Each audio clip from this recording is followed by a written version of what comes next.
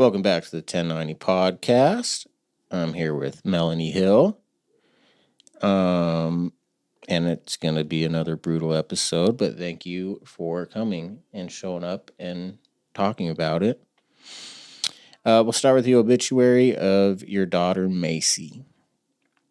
Macie Ann Hill, 8 years old, returned to heaven on July 4th, 2022. Macy was born September 23rd, 2013 in Columbus, Ohio, to Mark and Melanie Hill. Macy joined brothers Ethan, Liam, and Seth to complete the Hill family. She brought so much joy to her 3 older brothers and parents. She adored her 2 English bulldogs, Biggie and Smalls, and her, Axolotl. What is that? It's like a kind of like a salamander type animal that swims in an aquarium all day. Well, thanks for the assist on pronouncing that. That was a tough one. Biggie and Smalls, by the way, that is great. Axolotl Sprinkles. Macy was very talented. Even at a young age, she loved to cheer and tumble. She loved her team and her coaches. Macy was a flyer with her cheer team, a position at which she excelled. Macy had such a unique and exuberant personality. She was full of sass, but also incredibly tender-hearted. Everyone wanted to be around her to soak up the love and acceptance she emanated. Macy attended Sam Morgan Elementary School, where she was a friend to everyone. She excelled in French, reading, math, and particularly art. She is survived by her parents and brothers, as well as her grandparents, Larry and Sharon Hill and Douglas Bundy, and many aunts, uncles, cousins, and friends, all of whom loved and adored her. She is preceded in death by her grandma, Barbara Bundy. We want to thank the communities near and far for the overwhelming show of support and love we have received. Your prayers have been felt. We want to express our heartfelt gratitude to the first responders and bystanders who jumped in to help our sweet girl at the scene, and the incredible medical team in the Layton IHC Emergency Department for their efforts and kindness during our most difficult time. And finally, a special thanks to the Church of Jesus Christ of Latter-day Saints for their service and unwavering support. Our little Macy Mayberry will be missed every single day, and we take comfort in knowing she is now in the loving arms of her gammy, Barbara. Mark and Melanie are requesting that anyone who has a photo of Macy, either alone or with friends, bring a framed copy of it for a memory table in her honor. What kind of art did she like to do? Oh, she wanted to learn how to draw all sorts of neat things. The last one that we have on our fridge, which was one of her most recent ones, was this big orange dragon. She loved dragons. Aww. Like, she was so unique in that most of her friends and the girls that she hung out with and her cousins, they were Barbies and mermaids and she's going with dragons. Unicorns, and she was going with dragons and axolotls, lizards, snakes. Maybe it's because she had 3 brothers. She had 3 brothers. Yeah. She was a perfect balance. She still is extremely girly and loved all that stuff. But even then, dragons is not generally everyone's favorite, but it was hers. And she was really good. I'll have to show you a picture. Yeah, of you were later. Looking for a picture. I want to see a dragon pig. Yeah. And then it says our little Macy, and then in the quotes, it's Mayberry. Is that like a nickname? Her nickname was Mayberry, and then we called her Berry. So it started as Mayberry, and then just Berry. That was her nickname. Actually, and you probably don't even know about this, and we'll talk about it later. So I started a puzzle company, and it's called Berry Loved Puzzles. That makes so much sense now, because I'm like, her daughter's Macy, but she started Berry Loved Puzzles. And I just couldn't, I'm like, wow, okay, that makes a lot of sense now. Yeah. And then it's kind of a play off Very Loved. So do I refer to her as Berry or Macy, or what do you want? Whatever you want. Most people called her Macy. It was mostly family that called her Berry, but she wouldn't have blinked an eye if someone else called her Berry, because it's one of those nicknames that really stuck. Sometimes you give little kids nicknames and then then they're gone. But hers stayed. And like my son Blue. That was like a nickname. It just stuck around. Yeah. Okay, should be a good episode today.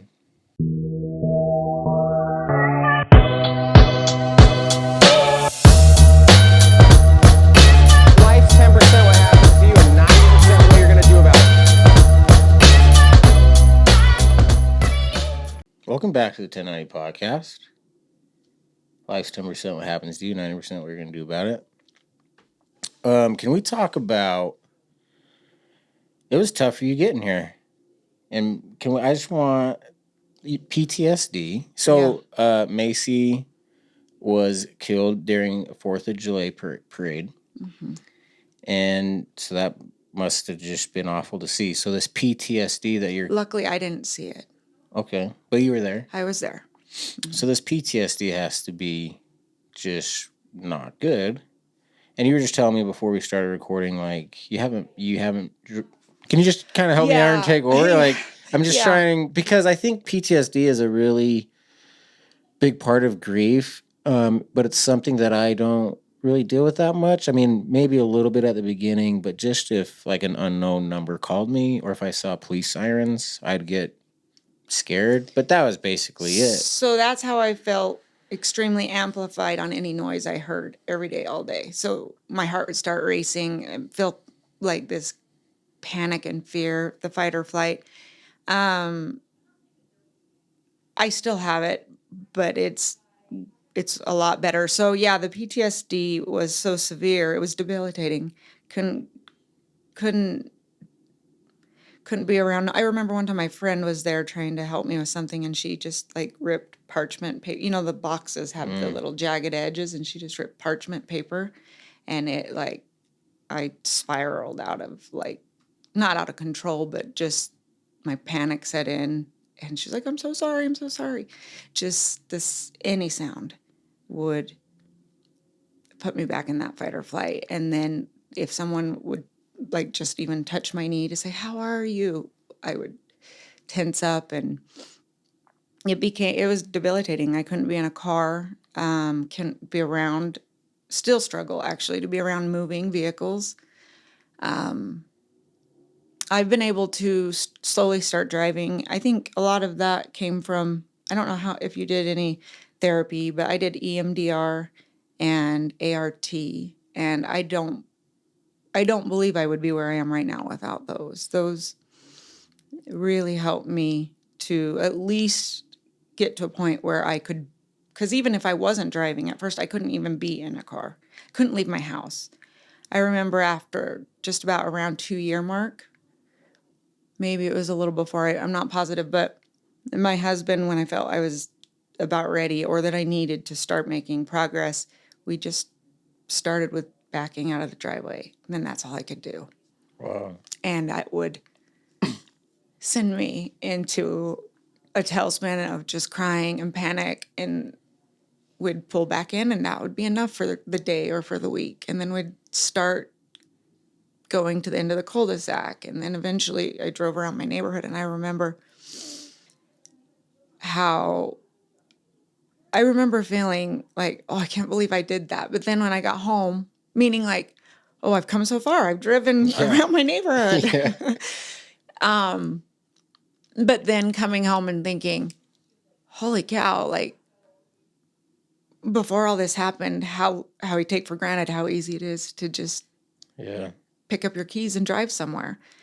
But when you're debilitated by PTSD, how huge of a feat that is. Yeah, I used to kind of like, I don't know if make fun of is the right word, but just, you're dealing with PTSD or depression, like, just change your attitude, like, just dig your heels in. It's just like, I had to give myself a pump up talk now to go to Target alone. Right. Like, you can do this. I'm like, that's my life now. Like, yeah. And I think just your story of driving around the neighborhood, that's grief, because overall, you're not doing good. Like, you're barely making it around your neighborhood, driving, crying. Like, you're not doing it. But white knuckling it completely. Yeah, but like you used to not be able to make it out of the driveway. Right. So like I used to not even be able to go in my garage or see my car. And I think that's grief. Like still nothing's easy. The pain's still there, but yeah, you can make it around the neighborhood. You can make it to the podcast studio. But yeah, it's the pain that hasn't gone away. I do want to talk about this EMDR. That was something that was recommended to me early on. I was just so mad at every therapist I saw at the beginning. I just didn't want to do anything they offered me. So I never did that. But a couple of therapists did mention it. And you think it made I just want to ask you about Definitely. that. What they did and what that was like for you. Well, I'm going to backtrack just a little bit because what you said about having a therapist that made you mad. I had a therapist that I had seen a handful of times before the accident, so I just went back to that therapist. And I remember he wasn't the right one because he wasn't for this kind of trauma and grief. But I remember I was telling him how, some of the guilt I had about how I could have maybe stopped it or whatever. Anything, I'm sure you had that too, or if I would have just done this. And he was like, well, put yourself in your friend's shoes. And if someone told you that and they had just gone through what you went through, what would you tell them? You would tell them it's not your fault, wouldn't you? And I said, no, I wouldn't tell them it wasn't their fault. I would just let them talk to me. And that's when I knew, and he didn't understand that. He's like, no, you would try to explain to them that it's not their fault. And maybe I would have before this happened. If someone had gone through such a horrible experience and said to me, I feel like there's things I feel guilt in, maybe I would have tried to make them feel better by saying, oh, yeah, it's not your fault. It's not your fault, right? And so maybe that's what he was trying to say, but I kept saying, no, I promise you, I would not. I would just sit and let them feel what they're feeling now. And that's something I've had a hard time finding a therapist that would just let me feel what I was feeling and not try to hurry and fix it. Anyway. No, I'm glad you said that because that's like our motto with 1090 is like, hey, we're not going to give you anything that's going to make you feel better, or like make the pain go away, but we can listen to you. And then when people talk, and then, man, when other people that are going through similar things, when they hear it, like a lot of great things. I don't even know if that's true, but like I was about to say a lot of great things happen, but like it helps. Like you feel less crazy and you feel hopeful. Like I can do this. These other people are carrying this. Like I can carry mine. Yeah. And no, I think that's the goal, is just allow them to be heard and talk about it and let them feel what they're feeling, and not because what that ended up making me feel like is they were trying to invalidate what I was feeling. Thank you. And I didn't need that. Anyway, so I found a different therapist, and she is incredible. And I did the EMDR with her. Which is like eye movement something. Yeah, something to do with the eye. Although the one I did didn't use eye movement, actually. Oh, okay. So there's some, I guess, and it sounds like maybe not witchcraft, but like voodoo or something when you're like, oh, you're just following the movement with your eye while you're talking. Yeah, but when you can't even drive your car out of the driveway, you'll try voodoo. You'll do whatever. Anything. Right, exactly. Exactly. And so what my therapist had me hold these little like vibrating things in each hand, and they would alternate from side to side. And I would just have to hold on to them, and like we worked with driving. So she didn't have me talk about my trauma. She had me, while I'm doing this, she had me basically go through my drive to therapy again. Like, because at that time I wasn't driving. My mother-in-law was taking me.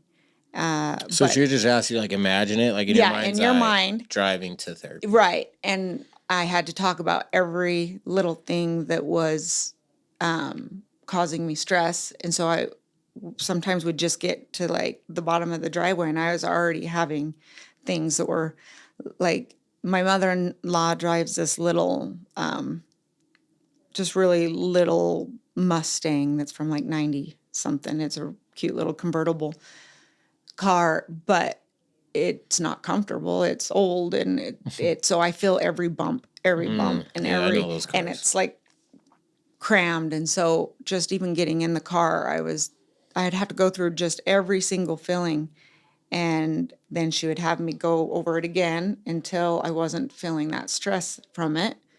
And I have these little things going back and forth in each hand. And she would do that until I got to therapy, meaning like then I would do getting out of my neighborhood and going on this road. And why is this road why do I think this road is causing me more stress than the last one? Let's go through it. What do you see? What do you hear? What do you smell? Whatever.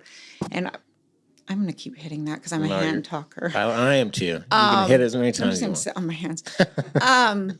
What do you see? What do you hear? What do you smell? And we'd go through that just over and over and over until I got to driving up to the therapy, and had to do it a handful of times. And then I was able to get to therapy without panic attacks. And then eventually I was able to I think that was the first place I drove on my own, was to therapy.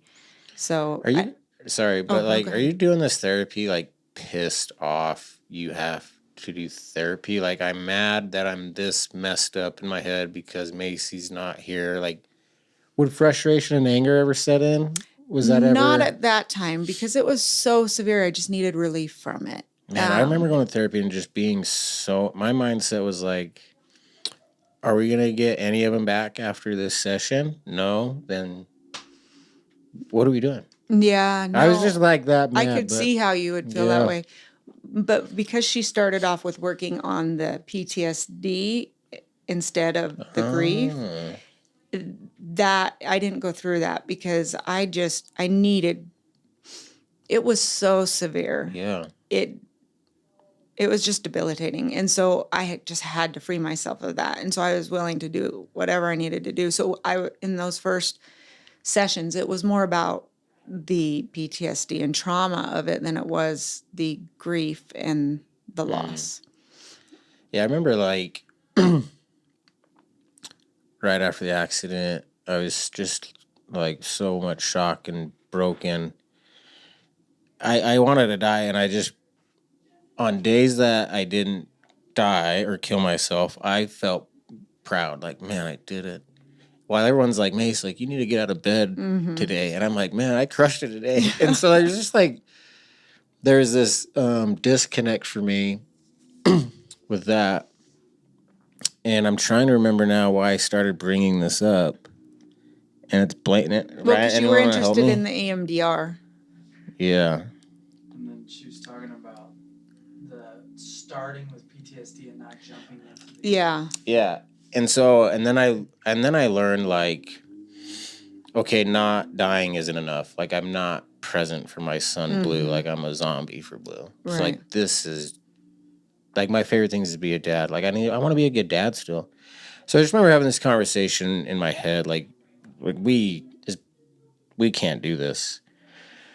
For you to want to kind of get better with this PTSD, was that so you could be a mother in your day-to-day life for your other kids? Was it so you could, like, what motivated you to want to deal with it? Could not function whatsoever. Like I said, the panic would set in if I shut a cabinet, if I was opening a Starburst and dropped it, like the panic you can't live that way. It's just impossible to live. I think I got to that point too. Like, I'm not living. And I had lost like 40% of my hair volume. I was losing all my hair.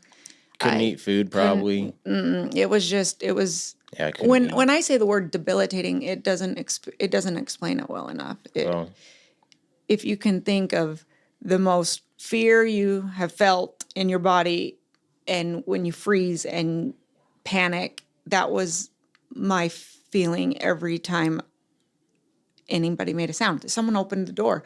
So if I wasn't expecting someone to come through the front door, it would happen. When I heard the garage door from my husband coming home from work, just everything. And you can't live that way. So I knew I had to work on that first. And the problem with that was that once that started to ease and I could function more and it wasn't controlling me in that way, then it was like it made more room for the grief and the pain and the reality. And so that was hard because I feel like the PTSD was so severe that it kind of took up a lot of. Wow, it kind of blocked you from like the grief you had ahead of you. Yeah. I wish it blocked me completely, but it didn't block me completely. But I think that it did distract me from, because that was at the moment the more, I wouldn't say the more debilitating, because the grief and the pain was unreal. But when your body is having physical reactions to things, you've got to kind of. Yeah, it's because you're not even in control anymore. Right. Almost. Exactly. Can we talk about this shift of dealing with this PTSD, but now kind of entering trauma and grief?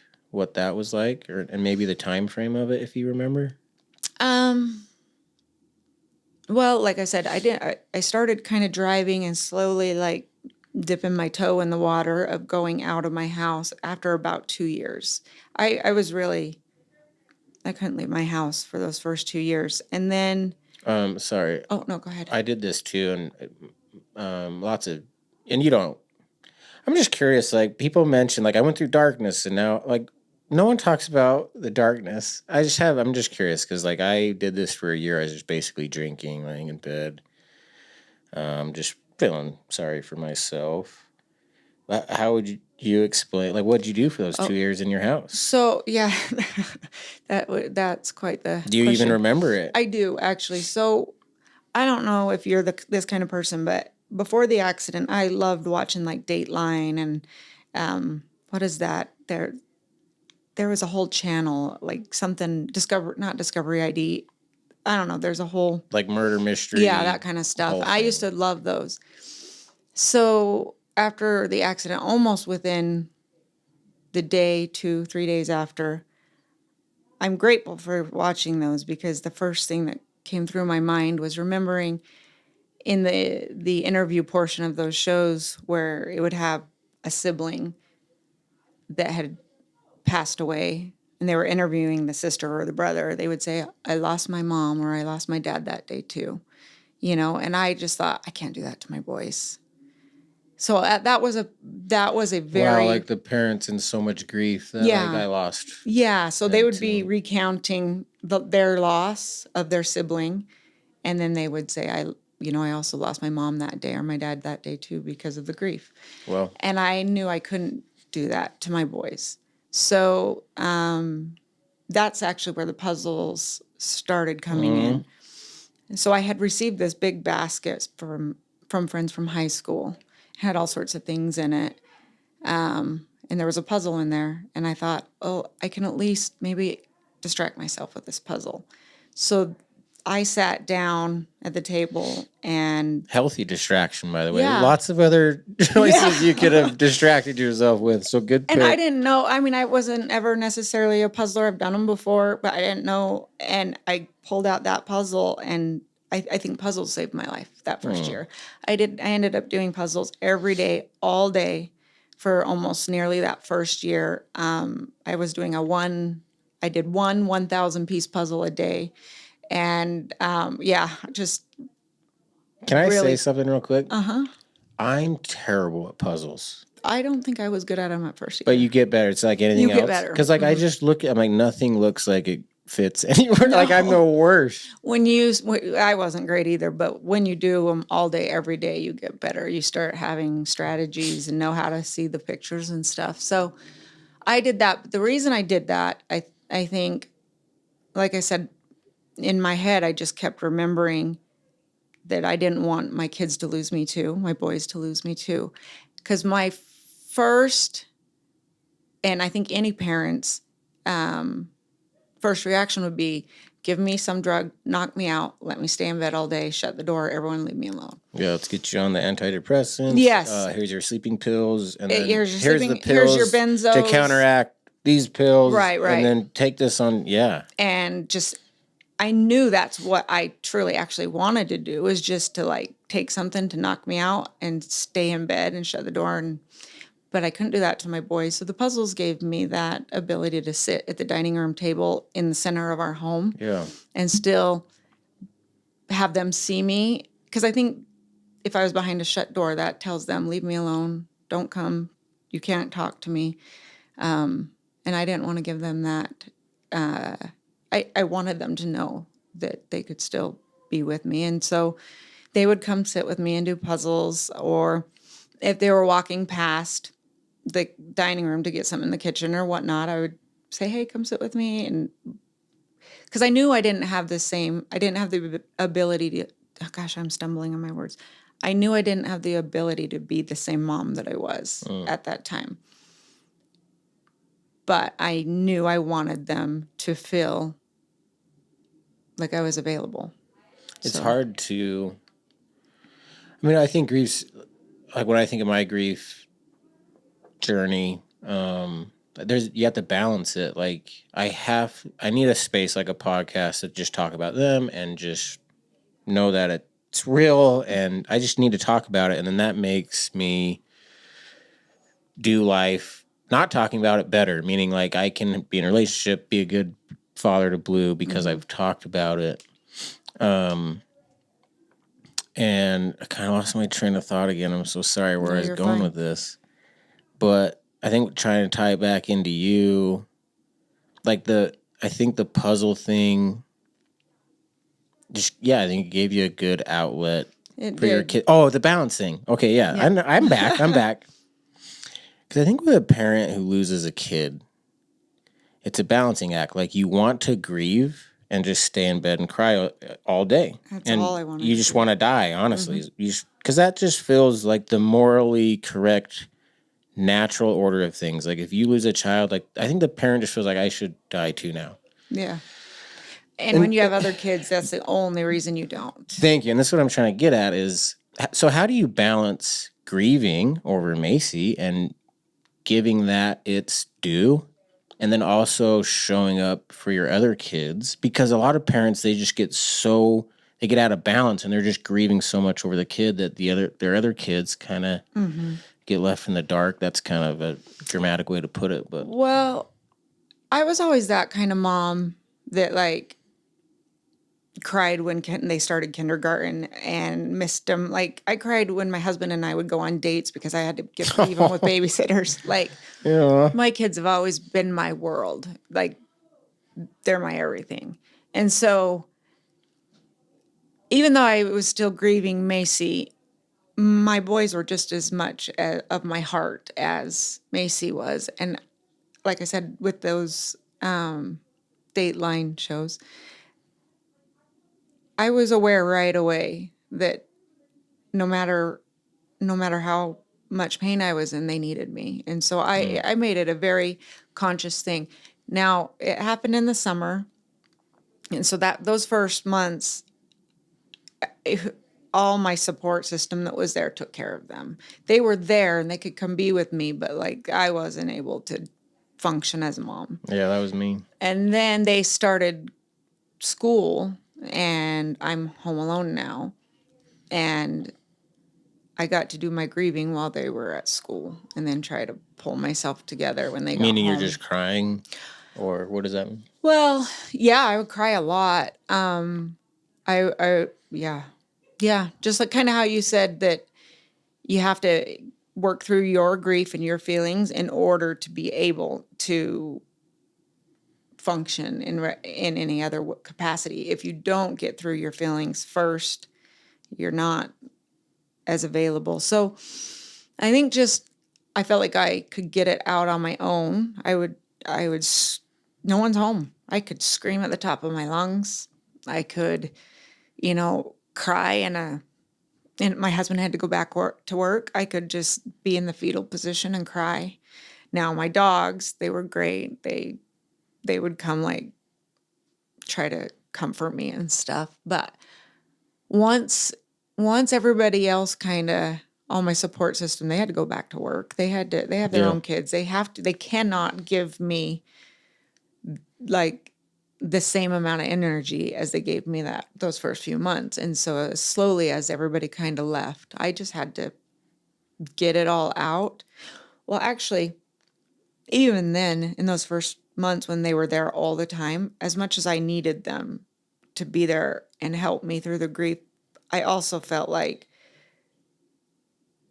I couldn't really work through my feelings in front of them. I don't know if you felt the same way. It's like you want the support from your friends and family and you need them there. But sometimes having them there, you like internalize your emotions so that they don't feel awkward. And Yeah, I did the same thing. I would just go cry in the bathroom, and when I drive, if I was alone driving, I'd be crying that first 6 months to a year. yeah. And yeah, it's So I had that space when my kids all left school and the people kind of slowly stopped coming over to my house. And that's where I felt like I felt alone in my grief because everybody had stopped coming. But at the same time, I needed it so that I could really like scream at the top of my lungs and not have someone be like, oh no, what's going on? How can I help? yeah. Because they can't. I remember I told my therapist, like, yeah, I don't let Blue see me cry. You try to go to the bathroom. And he's like, yeah, I get it. But every once in a while, like, he should see you cry. So I'm like, okay. You know, it sounds right on paper, like, because then he knows you're sad and you miss him. And I'm like, yeah. But I remember I cried in front of Blue once, and it was awful. Like, the look on his face and the tears I don't know if this is healthy. Like, right. It was bad. It was hard. But I mean, I get the idea of it. But it was And not how old good. was he? 4. 4, yeah. And so I did it like once, like pretty bad. Like I'm crying, and now I just tell him. So now, and I don't cry in front of him, but I'll just tell him like, "Hey, I really miss your mom. I really," and then I'll bring up stories about him. Like, remember we did this or this, and I just want you to know I miss him and I love him. And so that's what I do for Blue, because I don't know, that ripped my heart out when I saw his face when he saw my crying face. Not good. I think there's a difference because I feel the same way. I really had a very mental awareness of not wanting my boys to be re-traumatized by watching me go through what I was going through. But there's just no way that I could get through this without them seeing me cry. So I tried to I'm okay if they see me cry. I don't want them to see me fall apart. And for me, there was a difference because I had a lot of panic attacks after that. Panic attacks where I'm hyperventilating, and they got so bad that I would be paralyzed. I could not move. My neck couldn't hold my head up. My legs couldn't move. And when those happened, sometimes they did happen in front of my boys, and that's what I tried to stop. I was like, I can't. I have to try to figure out how to control these so that they don't at least see that. Do you ever like these, like a seizure? It's not a seizure though. It's like You shake. I get them all. I don't know what to call it though. I think I know what you're talking about. The best way I can explain it is like when you fall asleep in class and you like do that. Sorry. You do that Exactly. like that's kind of what I'm doing. Do you do that during the day? Yeah. So It's rare, but when I try to sleep, I'll do that. that's what I was just gonna say. For me, those happened when I was trying to sleep, Really? and they were. I'm like smiling, like yeah. No, I'm just like, wow. I feel You're the first person I've talked to that had him. I tried to explain him to and it's like I told my husband it's like a jerk, and I was like, it's almost like a zap. Like, have you ever used a TENS unit or anything? I'm right with you, sister. It's exactly I love this. what it felt like. Yeah, and it would wake me up. Yeah, and then you can't fall back to sleep. It was it got really bad, but after the EMDR that it helped with that. Maybe I should try EMDR. I think EMDR, it's emotional. Because I try to explain, I'm like, no, it's not a seizure. It's not a seizure. Like There's seizure's zaps. little brother. It's like it's like an electrical zap, or like you said, like when you fall asleep. That's the best. That's the closest thing to it. Yeah. But it's not quite that. Yeah, that's just the best thing I can think of to explain it. That's exactly what I said to my husband and mother-in-law is that exact thing. But it's also kind of the feeling of a TENS unit at the same time. Have you ever used a TENS unit? I haven't. No, I have like carpal tunnel and stuff, so I'll use TENS units on my hands, and they give you these little electrical zaps. And anyway, that's how I explain it. But yeah, I went through the exact same thing. I still do a little bit, but not nearly as much. You said you love your kids, favorite thing, number one thing. That's me, like, before I lost them. Like, so I have to ask you, what's it like? Like, because usually, like, I was taught in life, like, all the movies I watched and books I read and coaches that taught me, it's like, you do the right thing, you work hard, and then, life will work out for you. And then suddenly that was just all not true. And like, there's supposed to be these life lessons you get. And like, that's a lesson I understood. Like, I loved my kids. I was loyal, great to my wife. Like, there's just so much anger and frustration. That you did everything Yeah, right. like I was a good Yeah. dad. Like, how do you deal with that anger on a day-to-day basis? The honest truth is, it's interesting you bring that up because that was one of the last topics I just had in therapy that I didn't realize I haven't really worked through. So that's actually one of my struggles because I'm like, I worked my whole life and my whole motherhood to be the best mom, the best wife, the best, like, do everything I was supposed to do. And all of a sudden it's ripped out from under me, where then I know I've heard stories of other people who are horrible moms or horrible parents or do all these things and they still have their kids. And I think I'm still working through that because I don't have an answer for it.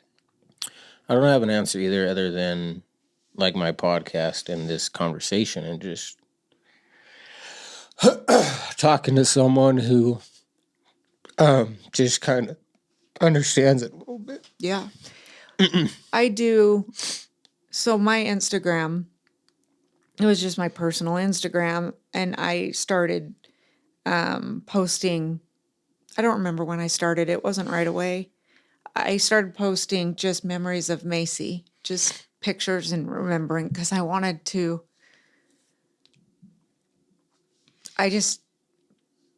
She had to still be alive, and the only way she could be is if I shared her with people and if I kept recounting her memory. And I have a lot of people that support me from all over the world, and they're fantastic. And I feel like they understand, and they're right there with me to hear my stories and tell me to keep talking about her. And there's an occasional one, a handful, that are like, you've got to get over this. Your boys are suffering. You're stuck in your grief, all this stuff. And I say, like, me talking about Macy on one post once a week. I just do it on Mondays. I don't sit and post all day long every day. I do it on Mondays. That one post so I can express the love I have for Macy and keep her alive does not take away from the kind of mom I am for my boys. But some people think that. So I have to just kind of ignore those. But like you're saying, being able to express it, talk to people who know. There's so many comments on my posts of other people who have gone through grief, and just to know that, like, someone understands where I'm at. Yeah, I think for a lot of people who make those comments to you, it's because your story doesn't make sense to them. Macy was an angel. You were great. So, like, shouldn't have happened. And so your story doesn't fit their beliefs and worldview. So what they do is say that because they don't want to deal with a picture of your nightmare. They just can't even deal with a post. Right, exactly. And that's just the reality of the situation. That's just a post you had to read and you had a quick comment on. This isn't even judgment, but they don't have to live this. So screw them. Keep posting every month. Yeah, I have fantastic people that have followed the story that I don't even generally respond to anything like that. And the people that have really been here following me through it, they jump on those and tell them. And good. The hardest part is that I get a lot of people that will ask me what happened. What happened? And there's just no possible way that I can sit and recount the worst day of my life to people who are just curious, and wanting to ask. So I can't, that's just, for me, it's, my posts are more about who Macy is. Yeah. The love and light that she brought, not about the tragedy. The tragedy is too hard. I mean, granted, I do talk about like how I'm working through the PTSD and the trauma and the grief of and being a mom, but the main goal is to keep Macy alive in everybody's lives, even if they didn't know her. I've had a lot of people that have really been touched by her and they say there's just something special about her. She's really touched my heart. And they're in like Africa or Ireland, all over the world, who just said, I just want you to know Macy's really touched my heart, and I think about her. I pray for you. I pray for her. Or how hearing Macy's story and knowing the kind of person Macy was, how that's changed their life, how they wanted to be more present for their kids, or they want to show more love to their children in different ways, or as simple as I want to take more pictures of my kids now because I see how many you did. Oh man, yeah. And I'm like, please do pictures, videos, take them every second. I used to never take pictures, and now like I'm taking pictures all the time. Well, I'm before the accident, I was a photographer, a newborn photographer. So it was all studio stuff, but luckily pictures have always been important to me. So I do have a lot of video, a lot of pictures, but I don't feel like they're enough because I'm not getting any new ones. How long did it take you to be able to watch a video of Macy? For me, immediately. Oh, I wow. had to. I would sob, I would cry, but I had to. My husband, I don't even know if he's there yet. Like, he will, but he won't for a long period of time. Like, it's too hard for him. I was going to ask you about your husband, because grief's just different, and people travel down it differently. How has losing Macy impacted your kids and your husband, and what's it been like for them? This is actually one of the things that break my heart the most in the aftermath is after we lost Macy, because we lost her in such a public way, the whole community was either there or her, like, had someone who was there. So we had immediate just outpouring of love and people reaching out, text messages, cards, all this stuff that overwhelmed me. I appreciated every bit of it, but I couldn't address any of that stuff. But everybody expected me to be broken and not functioning. And so they gave me that grace and that space to grieve and be in pain. But they all kind of expected my husband to hold it together. And so they took all the questions to him. What should we do here? What should we do there? What do you want this? How do you want that? And he's like, I don't know. He didn't yell that. That's what he's feeling inside. And it really breaks my heart because he's also the kind of person that will always step up and be. So he's taken on my roles. I was always, the soccer mom that drove him around. Now he's going to work, trying to get home, trying to drive my kids, doing everything because I couldn't. And that breaks my heart because he had the same loss, the same grief. But I don't feel like he got support, but people expected him to rise above and be strong.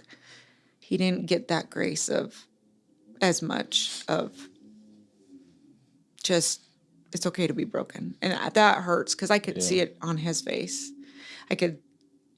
He would hold it together for like a week, 2 weeks, and then it was too much and he would just break.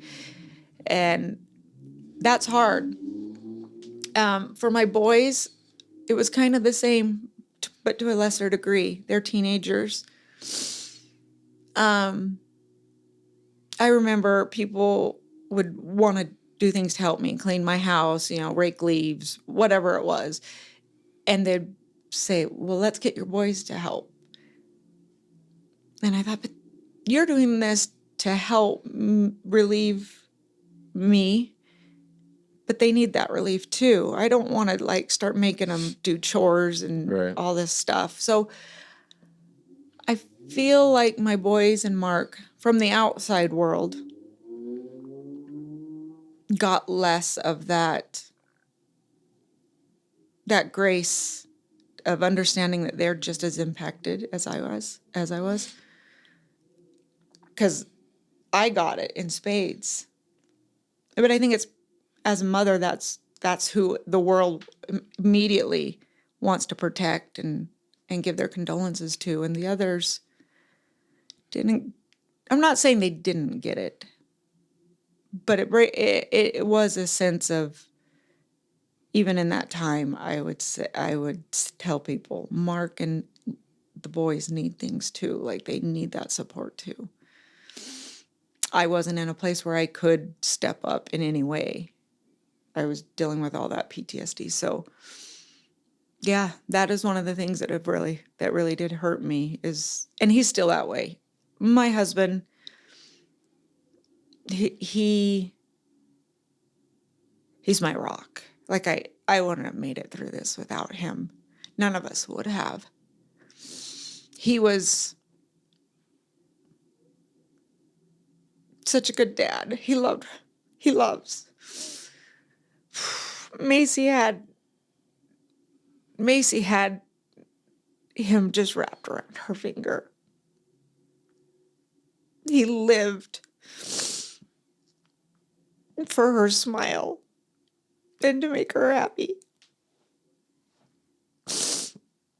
So to watch him in such pain, but not get as much understanding from friends and family. And I don't want to say they didn't. I think it's just society in general. Oh, yeah, I think we understand. Because the people around us were fantastic. But just society in general doesn't give the dads as much grace as they give moms. That was really hard for me to watch him go through. He would never say it himself, but as an outside observer, as his wife and someone who loves him, it hurt to watch. Losing a kid, being a parent, there's a lot that goes into it. Guilt is on the top of the list for me.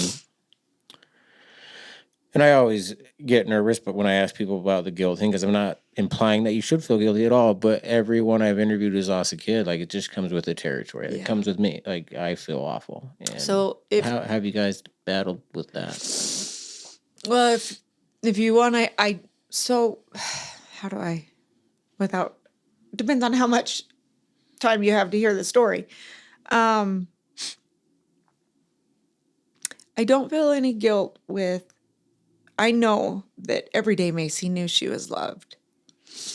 I knew that I lived for her and that I gave her the best life she could have. And there was not a day that went by that she wasn't told and shown and hugged and loved and told how much she's loved. So I don't feel like, oh, I wasn't a good enough mom. I don't have that guilt. If you do have a time for me to tell a whole long story. Okay. Yeah. So, long. It'll start with when I was 16. When I was 16, 17, I think, I'm not sure. I started feeling the presence of Macy. I knew I could just feel this little girl presence that was just with me, this spunky, sassy, fun little girl. And I named her and everything, and everybody who knew me knew about her when I was a teenager. And then I married my husband and told him all about her, and he started, when we'd talk about, our future kids, and we would talk about her by name. He knew that I knew. He didn't have those same feelings, but he knew that I knew that she was my daughter and that she would be coming. And like I said, we wouldn't say, oh, this daughter you have coming. We'd talk about her by name. And then I had my 3 boys. And so I was like, where is she? You're like, what the hell is all Right. this? Right. I'm like, I know. And then on my 4th pregnancy, I was actually told she was boy. Oh, wow. Yeah. And that was devastating because I knew I wasn't going to have any more kids. And so I was grieving, like, I know I have this daughter, but I can't have any more kids. It was just really hard on me to be pregnant. And so I had to try to face that reality that I had this little girl that I had been calling by name since I was a teenager and loved and felt, but she wasn't coming. And then I don't remember how much longer. I remember I had a dream where I saw her name spelled out. And it woke me up. I sat up in the middle of the night. And I sat up and I told my husband about it. And it's not that he doesn't believe me, but he's actually a very protective husband. So he knows how heartbroken I was. So he doesn't want to feed into that. So he tries to kind of downplay it. But after that dream, I saw her name spelled out. It was not the name that we had been calling her for all these years. It was Macy. I saw Macy's name. Wasn't a name that had ever crossed my mind, but more importantly, it was not a boy's name. And so I was like telling my husband and everyone around me, I don't care if they say this is a boy. I know it's a girl. Wow. And I know it's my daughter. And Mark would say to people, just try to change the subject. My wife's kind of crazy. She's going to think. But remember, everybody around me already knew that since I was a teenager, that this was. And so when I was trying to tell him that I don't care what they say, that it's a boy. It's not a boy. This is Macy. Well, they were surprised I changed the name. But it was only because I saw it in my dream. And so when my doctor did the scan where we found out she was a girl, my doctor even cried. She was just so happy for me. And I was there by myself. I remember my husband was at work and I was like texting him with such excitement because I knew I was right. I knew it. Like I dropped my phone and it shattered because I was shaking so much, and I was like, I don't even care. But anyway, that's the backstory of that. So Macy's always been my soulmate. I know people think of like their spouses as their soulmate, but I think soulmates come in a lot of different packages.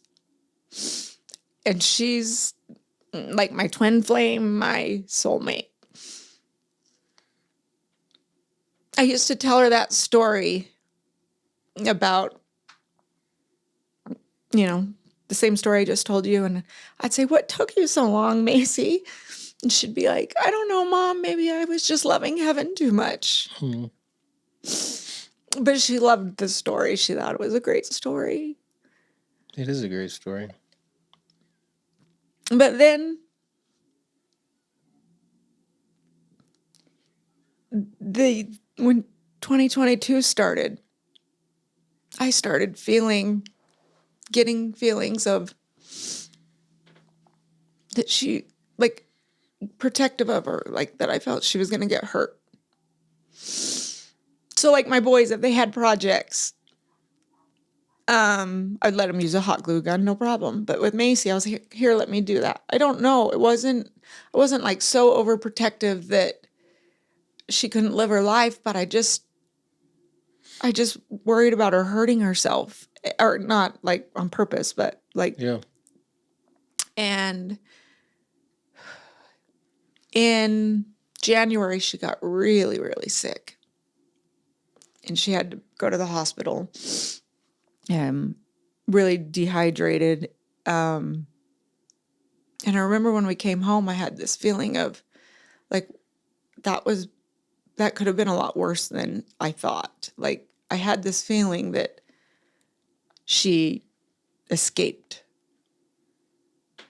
danger. And I just kind of tried to shake it off. Then we were at Six Flags a couple months before the accident. She was so excited. She's a little bitty girl. She was always like the smallest little girl in her class. And she was so excited that she could go on this roller coaster finally. She was at the right height, She was, oh, her little face. And Macy's excitement was contagious. So if Macy was excited, everyone was. The whole family was excited. And not even just the whole family, like anyone, like the workers, anyone, she just, if she was happy, the world was happy. And I remember going in the, standing in the line, my boys, Mark, for some reason, I don't know where he was, maybe getting a refill. He wasn't there. Getting a refill. It was hot. It was with the hand gesture too. It was great. It was really hot. But I'm in this line for this roller coaster at Six Flags with my boys and Macy, and I just slowly started feeling a real uneasy feeling. And as we got to it was our turn to get on. I just turned to her and, what had happened is I had I wouldn't say a vision. I don't know, maybe it was because I could see it in my mind. I don't know what a vision is, but I could see in my mind her falling out of the roller coaster. And I was horrified. And I also saw how just horrible it was for all the bystanders, the public, everyone that was there, and how traumatic that would be for everyone. I've never had any like feeling like that before. It was too much. So I wouldn't let her get on. And I said, I'm sorry, I just have a bad feeling. We can't do this. And so I took her off. She was so mad. Yeah, she spent the rest of the day trying to convince me that not that I'm crazy, but that she would be fine and let's go back and go on the roller coaster. And she was really upset, but I could, it was such a strong, premonition, I guess. I'm not sure what you call it. So I wouldn't let her go on. It's so, because now knowing what eventually happened, it's so like when you mentioned because it happened at a parade, and so when you mentioned at Six Flags, all the bystanders, that's just like, whoa. And I even remember thinking at that time how weird it was that I was able to, I don't know, as a parent, you think if I had that feeling, you wouldn't even think about bystanders. You're just thinking about your child and your kid. But it was like I was zoomed out and I could see how it affected everyone. Yeah. And yes, and so that when you know what happened, it's kind of, I understand why I had that feeling. Sorry, I have questions, but I'm just go gonna ahead.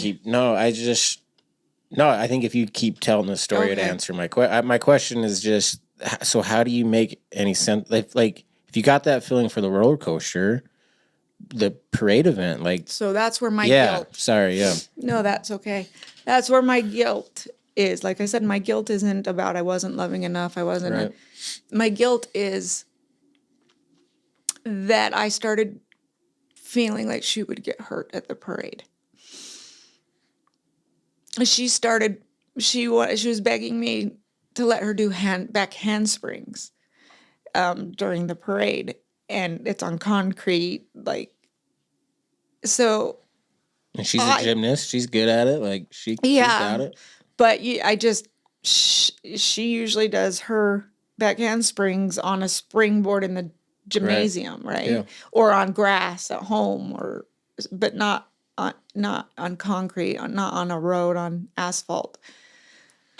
So I thought it was just that was what the concern was, because she was begging me to let her do back handsprings. And I kept telling her, Macy, no, I don't want you to get hurt. I really think you'd get hurt. She's like, Mom, I'm not going to get hurt. She'd try to convince me. And it's actually one of the last things we talked about is she said one last time, she's like, can I please do back handsprings? And I said, Macy, I know I feel like you're going to get hurt. I really don't want you to get hurt. Please don't. Macy's the kind of daughter that would never, like my boys maybe might ask me, I say no, and then they'll do it anyway, maybe. Macy wasn't that kind of child. She needed my thumbs up in order for her to do it. And so I felt my guilt is in that I did have those feelings. And I thought I did everything to stop them. Like, I just made sure she wasn't going to do a back handspring. But I didn't get the same feeling that I had at Six Flags. I'm not psychic. Like, these aren't normal things for me, but I do feel like, why was I warned that one time? But this time, I wasn't, like, given enough information on how to help her or how to save her. Like, I knew she could not go on that roller coaster. And I knew in my mind what might be the outcome if she did. But I didn't get that. I just was worried she'd get hurt. Like, she'd break a leg or an arm or really get scraped up. So I thought I had done what I needed to do to stop it. And so that's where I have guilt, is that, like, why didn't I understand? And everybody knew, like, leading up to it, I told everybody how mad she was that I wouldn't let her do back handsprings, but I was worried she was going to get hurt. And so I'm never quiet about these things. So I guess that's where my guilt is that I did have some idea that she possibly would get hurt. But if I would have known, obviously, I would never let her go. Anyway, so that's the guilt that I live with every day. There's no answers for, like, what do people tell you? Like, you don't need to feel bad? Yeah. I'm trying to think, like, what people tell me, and I'm like, it doesn't work. It doesn't work. What, does your husband have guilt?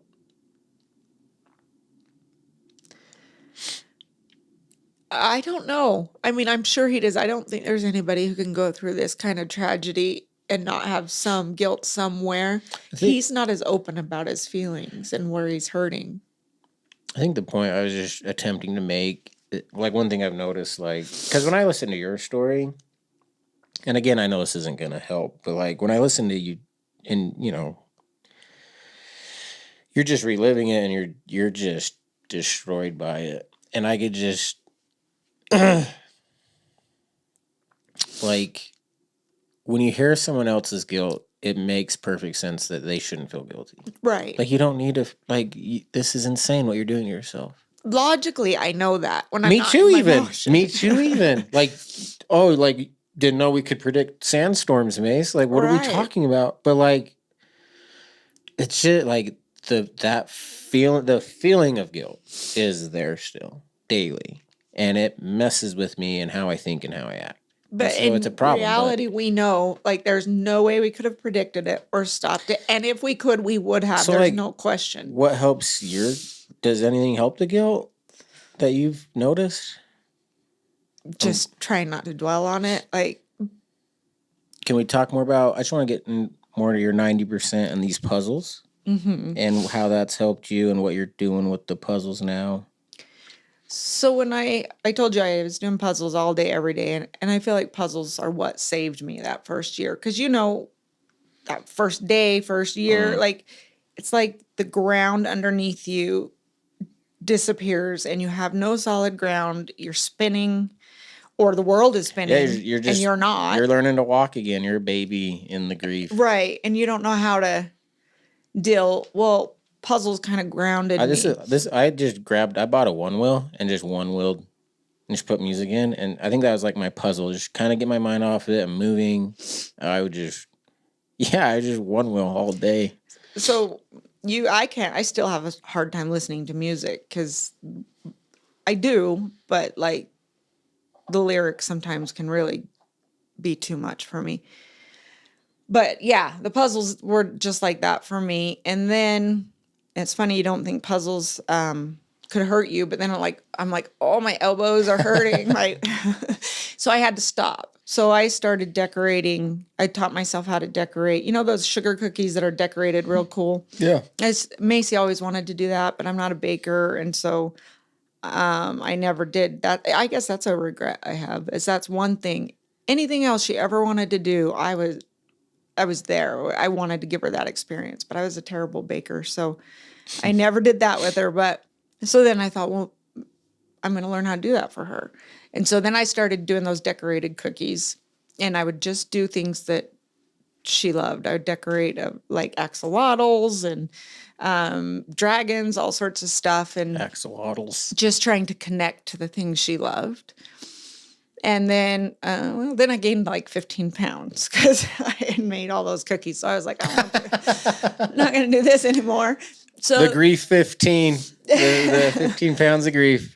but I need that. I'm an artist. I need that outlet. Always have. So then I taught myself how to use an app called Procreate on my iPad, and so that's where I do my digital art. And so then I started doing art of all the stuff Macy loved, and I started feeling like, well, this art just is sitting on my iPad, not doing anything though.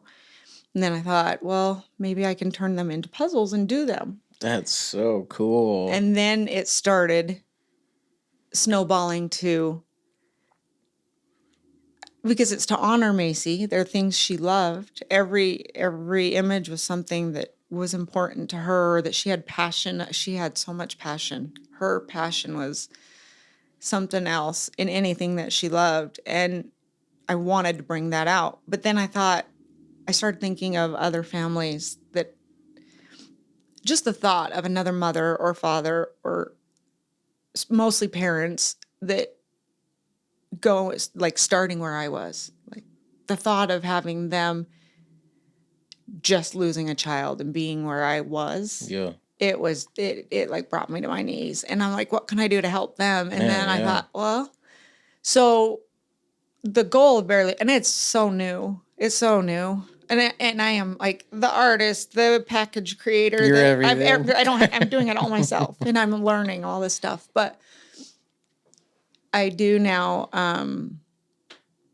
tribute collections for other children that have passed away, to donate to the families. That's so cool. So you get like pictures they drew, or do you make? No, I find out the things that they loved. And, something wow, that that's so cool. Yeah, and so I create a collection of a handful of puzzles of the things that they loved, and then donate them to the families.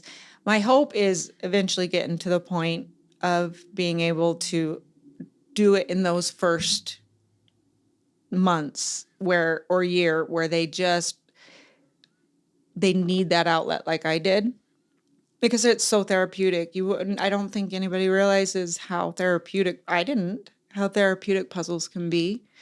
But anyway, if I can provide that for other families who are in that first horrible nightmare year, it's all a nightmare, but especially that first year, that if I could provide that for them where they can connect to their child through something that is also therapeutic and distracting from their reality, that I could maybe give them the same thing that saved me. So that's the whole, I guess, purpose and meaning of Berry Love Puzzles. That is so cool. And I mean, I was the same way. Like when you said that part about where I was doing puzzles, being so alone, I want to provide that. Like that's how I was with the podcast. Like I want someone who just lost what I lost to have my story so they can hear it. All right. And yeah, man, the we is greater than me. Like the desire to help other people is cool, especially when it's tied with something so terrible. Yes, but there's a other end of the coin for that, or other side of the coin to that, because, and I don't know if you struggle with this or not, but for me, because I'm actually selling a product, there's a hard, difficult thing. Because I don't want to monetize on my pain, on my loss. Yeah, welcome to my life. That's why. How much do you charge for a speaking event? Oh, well, I have to fly. I don't want to lose money coming there. Like I don't need to make. It's been. But I have to make money on the puzzles in order to give puzzles. We make the videos. I have to pay like it does cost. So if I was independently wealthy, I know I wouldn't charge a penny for these puzzles. Man, that is just relating so well to that. Like the guilt that sets in. Like And I really don't care. I don't think. And by the way, this is just like the guilt thing. Like when I hear it, someone like go make as much money as you can. Like. That's awesome. You're right. It is guilt. I say I don't care what others think, but I think there is part of that where other people won't understand and they'll be like, oh, she's monetizing off of. She's trying to get rich off her dead kid. Yes. Oh, by selling $10 puzzles. Yeah. Well, they're 22. Nope. So yeah, you're going to be loaded then. But, it's not. But I worry about that. And so then I freeze when it comes to like anything that has to do with marketing. Yeah, that's why you just got to have someone else do it and then don't look at it. That's my strategy. I don't know anybody who knows how. So like I said, I'm everything on this side. I'm a one-woman show. But I did just go out of my shell and connect with the Layton Hills Mall. And they're going to, just yesterday, it came together. They're going to put on a community event at the mall. That will be a community speed puzzling event contest, like a team puzzling contest. And then the winners, first, second, and third, will get big prize baskets. And then all the stores in the mall are going to donate things for raffle and This is so cool. Try to drum up some sort of community for the puzzles. And there will be, because I want to say, if I remember, I have 5 collections right now, Macy's and then 4 other kids, 3 of which are here in Utah. And one, which just breaks my heart every time I talk about it, is another little girl. She's in her family's in California. She passed away the same day and the same way as Macy. And that breaks my heart to just know that mom was going through the exact same thing at the exact same time. And if there's anyone who knows exactly what I'm feeling, it's her. And she found me on my Instagram page, but it just breaks my heart. She's just a beautiful, like sunshiny little girl. She was 6. But we'll have like tribute. Oops, I am so sorry. No, you're good. I'm going to just sit on my hands. We'll have tribute stations with their picture and their collections there so people can, you have to have your child continue to live on and touch people's hearts. No, I think that's why I love public speaking is I get to show pictures of them and talk about them. And yeah, I feel like they're kind of alive in that moment. And kind of, like you said. Yeah, so I'm doing that event, and I feel like that is where I feel more comfortable. I don't necessarily feel comfortable in though I've done it, like we're having this 25% off sale or whatever. I've done it, but I hate it when I do that because of the guilt part we talked about. But this event, I would love for it to become something where the community can come, they can learn about Macy, they can learn about these children, they can feel their light and their love. And it can really become something hopefully special that they want to be part of. And then in turn, they're like, I'm sure you've heard of Minky Couture. Yeah. Remember I told you about the basket of puzzles? Yeah. Or not puzzles, the gift basket I got from friends from high school. One of those friends, her name is Jamie. Well, her mom owns Minky Couture. I think they sent me some blankets after ours. They're so charitable. They're great. Yeah. She has a heart of gold. And just really comfy blankets too. Yeah, they're very luxurious. Actually, I remember because you get so much stuff. That was one of because you could cuddle with it, cry on it. I actually did like the blanket gifts. They were good. Yeah, those Minkies are incredible. But Sandy, the owner of Minky, she's really taken me under her wing. Because she has these big warehouses, and so they take care of my fulfillment for me of the puzzles. That's so cool. So they're all at their warehouse, so I don't have to. That's one thing I don't do on my own. That's your Ryan Garner. That's you need help. They're much better at it. Comparing Ryan to me. Ryan and Minky. I was fulfilling all of mine, like packaging them all up and sending my boys off to the post office, but she offered to do that for me. And at first it's hard to take someone willing to like give that level of service to you, but I was like, no, I need that. I'll take you up on it. So Minky has been incredible with supporting me in every way they can. So anyhow, they're going to donate, as far as I know, some blankets, some like pajamas. I think they have robes, anything I want to put in the prize baskets. And I feel more comfortable that way because I feel like I would build a community of love rather than just, or at least even give them other people a night of enjoyment and like getting to know Macy. That's better than just selling a product on Amazon or something. Yeah, and it's nice to like put on an event and do some good things about Macy instead of just in bed crying about it. Like, it's a good feeling. Well, the thing about Macy, and I think I've been very successful with it on my Instagram page, is that she was something very, very. Every kid is special. Every child is special. But there's something different about this little girl from the time I was 16, and this girl was going to shine and be loved and known. I mean, she was shining and loved and known before she even came to this earth. Like, that's just how she is. And if knowing of her or feeling her light, feeling her smile, feeling her love, or her uniqueness even just brightens someone else's day, then I can't say then it's all worth it, because it's not. Right. But at least there's some sort of purpose being filled in. I'm sure you know what I'm trying to say. Yeah, life's 10% what happens to you and 90%. Like, what are you going to do about Macy's death? Yeah. And I can't do anything except for, I actually just told that to a friend of mine yesterday or today or something. I had two choices. I could just stay stuck in my home and not leave, or I could do something to honor Macy and help others. Yeah. And so that's where I'm at. You still have days where you just feel like complete shit and just want to lay in bed all day still? Every day. Yeah, okay, good. Just making sure.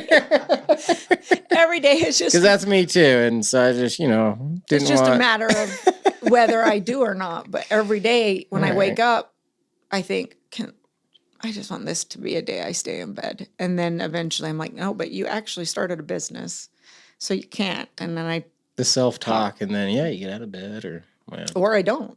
Yeah. Sometimes I don't. Yeah, the Blue's like, why'd you sleep all day today? Why are you in bed still? It's like 3:00. I'm like, oh. Yeah. Yeah. So I know exactly how you feel. You just, and I do sometimes stay in bed all day. No one's home at my house, so my boys don't. My son, one of my sons is on the high school basketball team, so he has. Heck yeah! What high school? Layton High. Nah, they're usually really good. Yeah. And but he doesn't get home till late.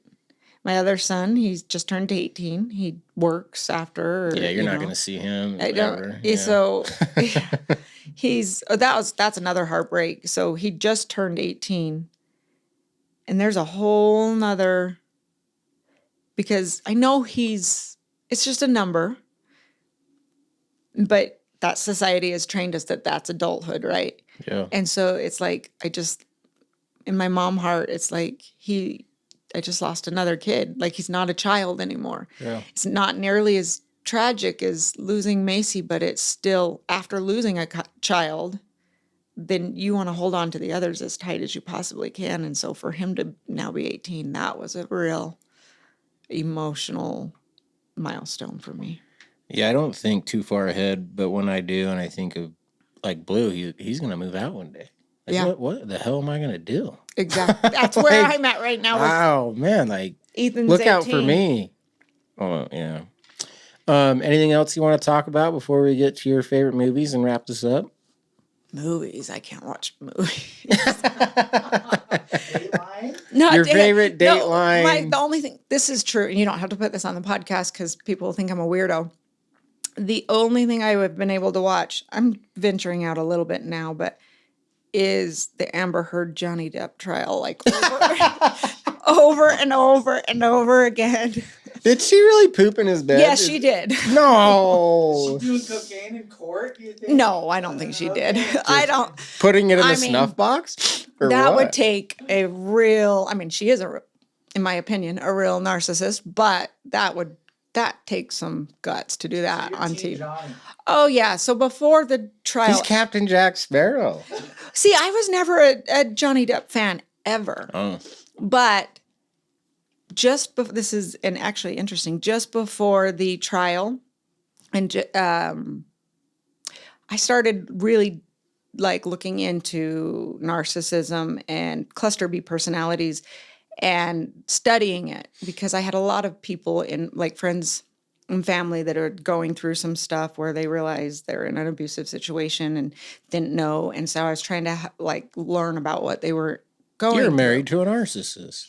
Yeah, that's a hard thing to say to someone. Yeah. But I was trying to study and learn about like what cycles they were going through, and I came across the Johnny Depp. So I came across it maybe about a year before the trial. So there's nothing in that trial that I didn't already know. You know that inside and out. Inside and out. That's not true. There are a few surprises, but yeah, no, that poor Johnny. But now I think I'm like, wow, Johnny Depp he's an incredible person. The patience that he had, he's like, I would never have that kind of patience. He went through a lot. But anyway, because just before the accident was the trial, and that's what I was kind of really focusing on that time, that while I was doing the puzzles for the first year, I just re-listened. I put on YouTube and just listened to that trial over and over and over again because it was the only thing that I felt was safe.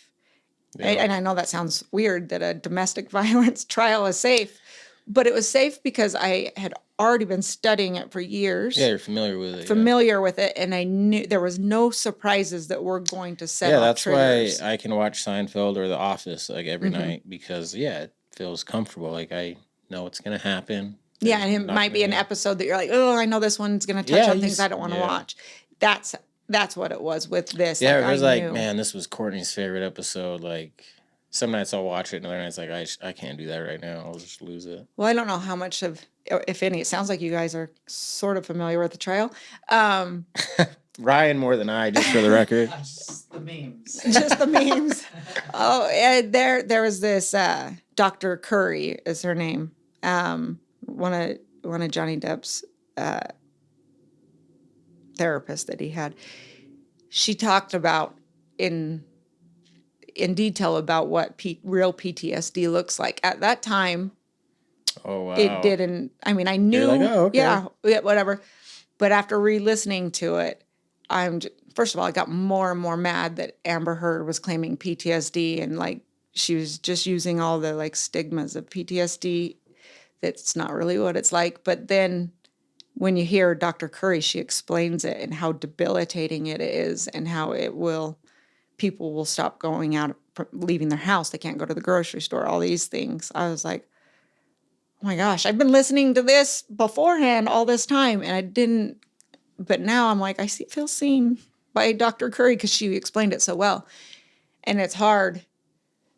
But yeah, anyway, that's interesting. That's the only thing I was able to watch for at least that first year. And now there's other things if I feel comfortable but I think one time I watched, that's why.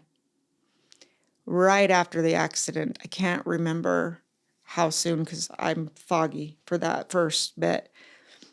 Someone suggested, why don't you just go with your boys and your husband? And this was before I realized even that because you don't know that the PTSD is really there yet until you go out and have a reaction from vehicles, or you go out and have a meltdown from a trigger. And so then that every time you come encounter with one of your triggers, you kind of slowly back away from them so you're not anywhere around them. At this time, I didn't know. So everybody was saying you should go to a movie with your boys, get your mind off things. And I did. And we went to, I think it was Thor. It might have been one of the Avengers or something. But the opening scene, I ran out sobbing. The opening scene was some guy holding a lifeless child walking towards the screen, and I mean, I lost it. And I just ran out crying and sobbing, and then I realized there's nothing safe in these movies for me right now. It was like the worst scene that could have. Like, thanks a lot, guys. Like, way to pick. Like, you picked a good one. There couldn't have been a worse opening scene for me. Like, and it's like faded at first, where you can't see. I don't know if you've seen the movie, but where you can't see like what you're looking at, right? So, but I caught on to what, as they were walking closer to the foreground of the frame, I could tell that what it was, and my husband people hadn't recognized what it was yet. And so they didn't know why I ran out until then. They're like, oh my gosh, like this was the worst thing that we could have brought mom to. Yeah, they're like tied up in the plot of the movie. Like, why is she crying? Did he get all the gemstones yet? Like, and they're just like in a different world. Like, what? Like, no, I don't know what the movie is even. Right. Yeah. No, it was the opening scene. So it was horrible. So I think that's why I stuck to Amber Heard and Johnny Depp, because I knew what was coming. We'll keep it. Unless, should we do top 3 Johnny Depp movies? I'm just well, that's what I said. I was never a fan. Like, I liked him. He's fine, but I don't know that I ever really watched any of his movies. My sister did. I did like, who doesn't like the first at least 1 or 2 Pirates then? But I'm trying to think right now what other movies. No, you're good. I can't think of them, because that's what. To send us your favorite date. Yeah. Well, top 3 best Dateline. I don't know any of those either. All I know is what I learned is that the lessons I learned, how I didn't want to be that for my kids. I wanted to be present for them. That I just got a lesson. That's it. That's all I got out of it. I can't watch those anymore either.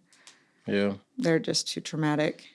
Well, thank you so much for coming on. You're welcome. Hopefully you have something there where I'm not making crying faces. And no, I really connected.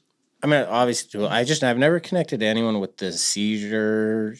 I saw it in your face and your eyes. You're like, someone knows what I'm talking about. Felt bad to be so happy hearing your pain, but like, yeah, I was like, wow, like, yeah, this is me. Well, that's what I tell my little group of moms that I have that have gone through this. I have lost children too. I have a little community. There's like 4 of us. When I say I'm grateful for them, it's really hard for me to say that, because that's the last thing I want for them to be part of with me. Yeah. But at the same time, if I didn't have people who knew and really understood, not the ones that are like, oh, I understand, I lost my dog last week. Not those people, but the ones who really understand. And like we were saying before, even, I don't want to say my pain or my loss is worse than anyone's, because every pain is valid, every loss is valid. But there's something about that sudden, I don't know if you felt this. Tell me if you felt this.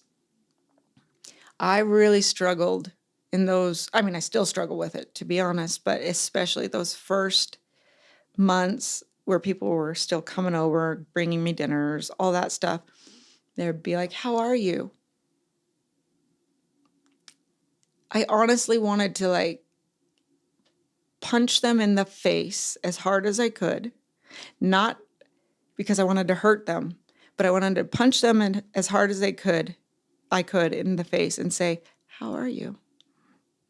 Like, just so that they could understand what it feels like that the out of the blue, the like 1 second you're fine and all of a sudden you are knocked upside your head. But then you're getting asked, how are you? And that was hard for me. I don't know if you felt that. I still, if I don't go to grocery stores very often, but if I am anywhere public and they don't even know me and they're like, how are you? I still am like, oh. How much time you got? Yeah. Well, I don't, what I learned to start doing when people ask me, how are you, was to just answer with what I'm doing. So if they're like, how are you? And I'll say, oh, I'm working on this 1,000 piece puzzle. It's given me some, like, I stopped trying to answer it because there was no way I could answer that question. Yeah, and they honestly don't even care. They don't. No, they don't don't. even want to hear that. They Their just want you to say, "Good, how are you?" And right. well, I'm good too. And then but we like, can't. okay. There's just, as parents, as people grieving, like, you don't understand how hard it is to just even fake that. For me, it was just, I'm okay. I remember anger at first, especially if you like knew what was going on. Like, what do you? I think your analogy is really good. Like, I'll just punch you in the face and ask you how you're doing. Right. Because it should be obvious how I'm doing. Because you go from you're doing great, not a care in the world, to being knocked up. Your world starts spinning and you're in pain now and you don't know where it came from. Yeah, and honestly, like I don't know how I should be. I don't know what to do, honestly. Right. But I felt like I couldn't. I just could not force myself to say, I'm good, how are you? Yeah. I just couldn't. But then on the other hand, I also didn't feel like they really wanted me to like fall to pieces. Well, this is like, and cry. This is like why I needed to start a podcast, was for comments like this. Like, I want to tell you how I'm doing, but that's not going to do anyone good in this target right now. Like, I need a space for this. Well, let me ask you this, because you've, losing what you've lost, holidays. Oh, how do you deal with, like, for me, Christmas is birthdays, anything is just too much for me. We cannot be anywhere near this place for the 4th of July. 4th of July used to be my favorite holiday. But now when I even just see patriotic flags, anything, just even the colors, red, white, and blue, throw me. So we leave. And then for Christmas, we've started because I can't be where everybody else is celebrating, like, all their family togetherness. Just all the happy, smiling faces with together. all their kids. You're just like, oh my God. I can't. Or they start inviting you to them. We're going to have this Christmas party. We'd love for you to come. I would be like, So we started leaving. We went to Mexico twice and then did a cruise. Anyway, that's what we've been doing. So I can still give my kids Christmas, like in trips and vacations, and just redo what Christmas is for us so they can still have it, but not be here. But I tell this story not because I have any hard feelings for my in-laws. I don't. I told you how much I love my mother-in-law. Just before Christmas, everybody knows Christmas is almost too much for me to bear. And that I'm not going to, like, go celebrate. I don't decorate. Just one morning or day, my mother-in-law and father-in-law came and put this huge inflatable Santa in my front yard. I wanted to grab a knife to that. And I told my mother-in-law, she was like, oh my gosh, I'm so sorry. And she, immediately understood why that was not the right choice. So I wasn't holding anger towards her for it, but it was perfect, like, physical thing to say, like, why I don't feel heard. Because I could scream it from the rooftops where I am now. But 2.5 years for people who aren't in it is so long that it's not on the forefront of their mind anymore, where it's the only thing on mine is trying to survive. So it didn't even cross her mind or my in-laws' mind. They just thought they were going to put this great Santa Claus up in my yard. They're thinking, like, she's going to love it. Well, they did it for my son. She doesn't have to work. We'll just put it up. They did it for my son because I guess a while back my son had mentioned that was a good child, like when he was little, it was at their house and it was a good childhood memory. So they thought, oh, we'll make Ethan happy. He's turning 18 and we're going to go put that in their front yard. And there's actually so much. I'm just like, I'm literally escaping Christmas every year because I can't. And you just put it in my front yard. And that was hard for me. And she really was understanding. And then I said, but there's so many layers to it. And I don't know if you feel this way too with things. Something that is simple, well, come on, I want to leave for Christmas. That would be the end of it. But now it's so many more layers. It's that no one would think about. It's you came up with this huge Santa in my front yard. And before I knew about it, like my neighbors got to see it. So then the neighbors are thinking, oh, she's ready to celebrate Christmas. Let's invite her to this Christmas party. Let's cookies. Like it kind of took away from me not very long because I got it. It went down almost as fast. Once you slashed it, then everyone got the message.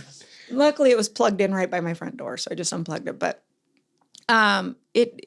what that represents to outside people is that I'm doing better, and and she didn't think that. Or then also, this was a hard one for me.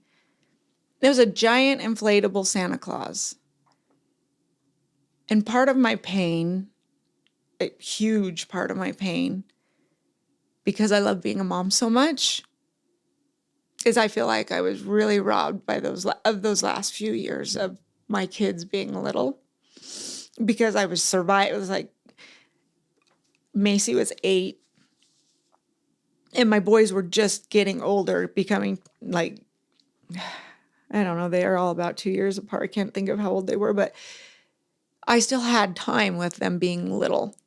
But once I lost her, I also lost in those 2 years of healing, like my kids being little, the last little bit of my older kids. And so I felt like I got really ripped off of those last few years of having little kids and that like Santa Claus type. They already didn't believe in Santa, but you know what I mean? That childhood Christmas. Yeah, Christmas is the best for kids. I mean, it'd be one thing if they put a poinsettia in my front yard. Right. I would have been able to handle that more, but it was like a rub in your face, like you're putting this child, like, but I don't have little kids anymore. And that was really hard. No, yeah, that makes a lot of sense. No, our first Christmas, we went to Las Vegas. Because I was like, I don't want snow. I don't want any traditions. I don't want to do it. So, like, we went to Vegas and had, like, White Castle burgers, and, like, it was just didn't feel anything like Christmas, which was great. Like, that was the goal. It's so interesting, because that's exactly what I had said. When we went to Mexico, and Macy's lifelong dream was to swim with dolphins.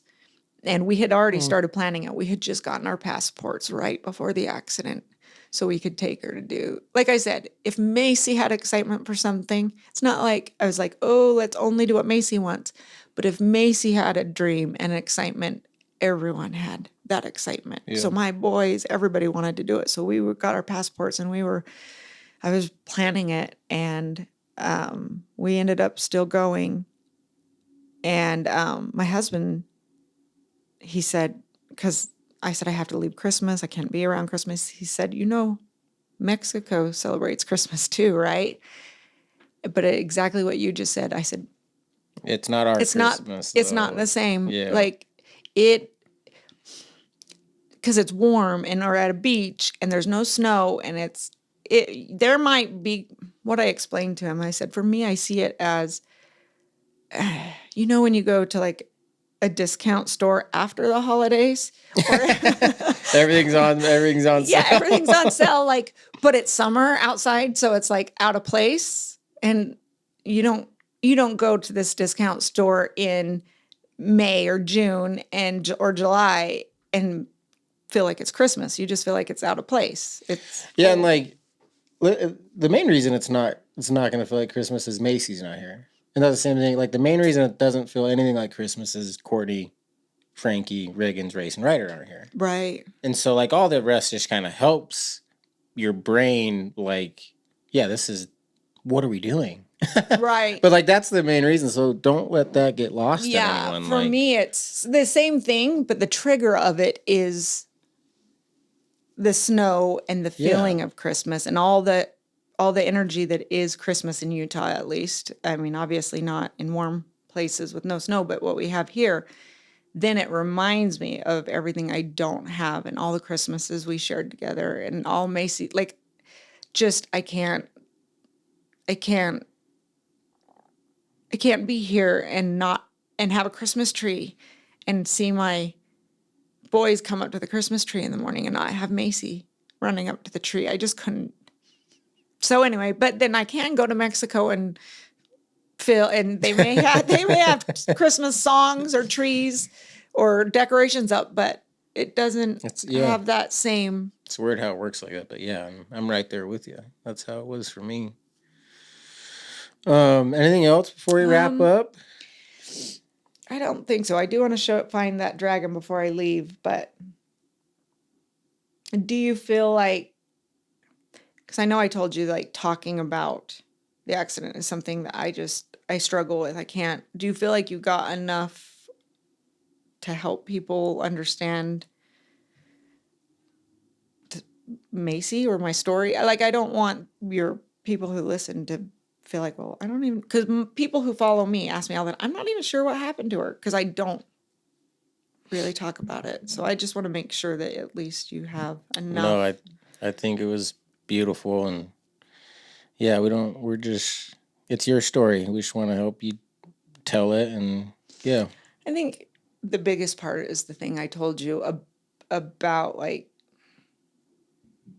yeah, I don't think anybody needs to know any of the other stuff. No, I mean, some people, they tell me either before recording or during, like, oh, I don't want to say this because that's just special to me, or which is, yeah, like that's, and I have those moments too where I haven't shared stuff with everyone. Do you feel like if you, so this is where I'm at with like talking about the day, it just puts me back in that day. And so, and the last place I want to be is there. Yeah. So I really, when you were talking about driving your car out of the driveway, I think that's such a good metaphor. And that's how it is with me and talking about it. Like I remember when I first started doing it, couldn't even really talk, just tears. Just started crying about it, and then started talking about it.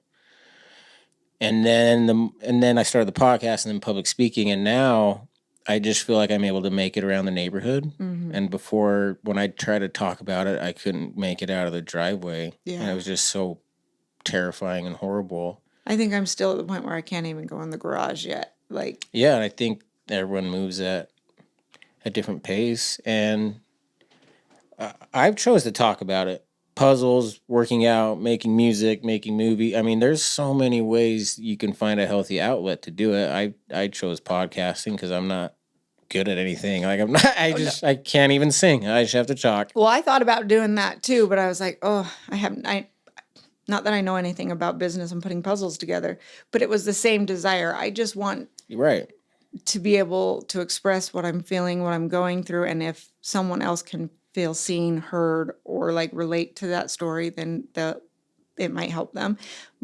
But it's not my thing to do podcasts, but it is my thing to do puzzles. And so I think anybody who's gone through this, that's probably the number one thing is feel what you need to feel in the beginning. But then after that, I think it's important for everyone to just find something that helps them get through each day. And for me, it was puzzles, then it was putting puzzles together, then it was cookies, then it was doing the art, and then it was creating. So mine has evolved, but without, people always say, and they're not wrong to an extent, that distractions, it's just distracting. You're just distracting yourself.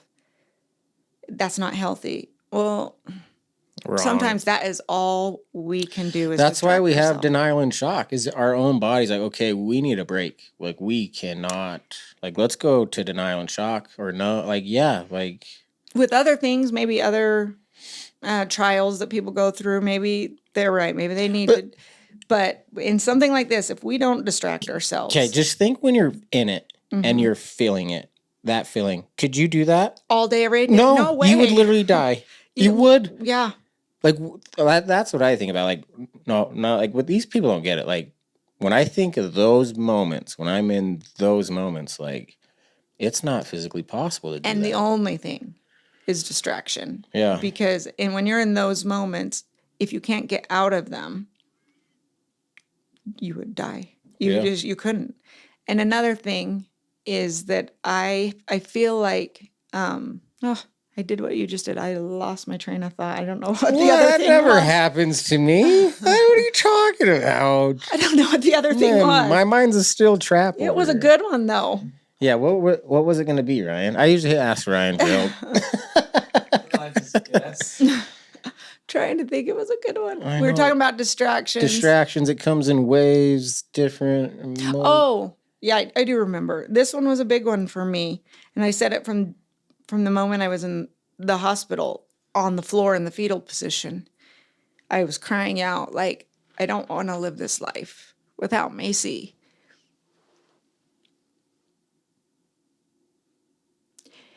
And I think for people who haven't been through it, they hear me say that because I still say it. I don't want a life without her. Is they think, oh, no, she's suicidal. No. It just means this. I do not want to live a life where she is not in it every day with me. I don't have the choice. I have to. I don't know if you ever got that where when you were trying to express that you didn't want this life, if people then there were people who were like, we need to get her checked into a mental place, like she might hurt herself. And I'm like, you're not hearing me. I have my boys, and I would never, my boys are my everything, and Mark. But they don't understand unless they've been through it, what that really means. Because I have to live every day. I have to make the choice every day now to have a life where her smile isn't brightening my day. Her voice, oh my gosh. Macy had the most beautiful little munchkin voice. Everybody commented on her cute little voice. And I remember my sister, it was her favorite thing about her. My sister would always say, oh, I just love Macy's voice so much. And I remember saying, it is really cute until you have to. So at that time, I was like, as in the mom mode of, yeah, but when she's whining or when she's upset, it could be a little much. And so I guess I do have guilt sometimes for that kind of, when I would say stuff like that. But she just had the most beautiful little voice. And I don't want a life where I don't hear that. And I think they're getting better, but I wish people could understand when I say that. That doesn't mean I want to end my life. Right. Did you ever have that struggle where when you were trying to explain what you were feeling, that they would misinterpret it for, oh no, red flags, we better save him? Yeah, I remember saying, I don't want this, I want to die, I want to be with them. Well, yours is different because you said you want to die. I never said that. But even when I said... I felt it, but I didn't say it. Even when I said I wanted to die, that I was nowhere near suicidal. It just meant like... You wanted to be with them. Yeah, I don't want to be here. But obviously I did because of Blue. Yeah, you're just caught in this in-between of you don't want to live, you don't want to die. You're caught where you want to live and be with your other children with Blue, or I want to be with my boys and my husband, but I also want to be with Macy. Yeah.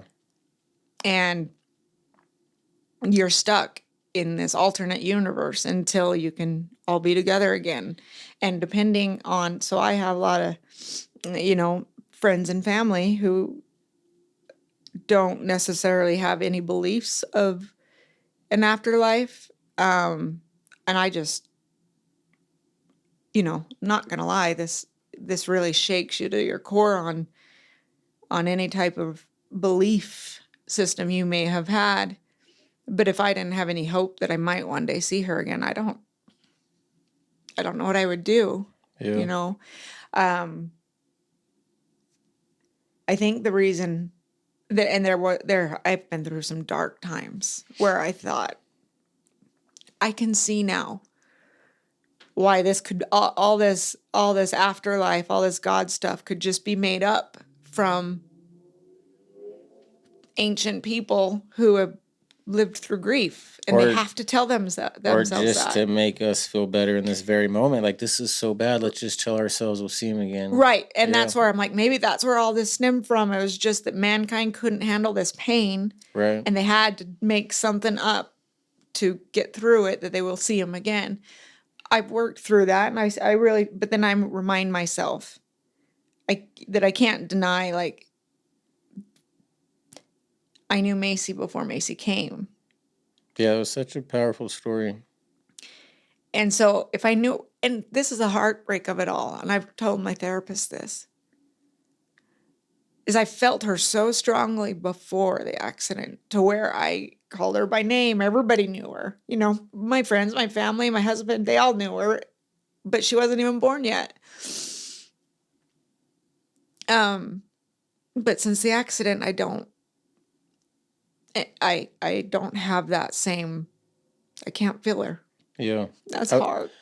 I was going to ask what the conversation or feeling is like with her before she was born and after she died. But it seems like you just answered that. Before she was born, when I felt her, it was more like I just felt a little, her presence, like of this little happy, spunky, fun little girl that, and I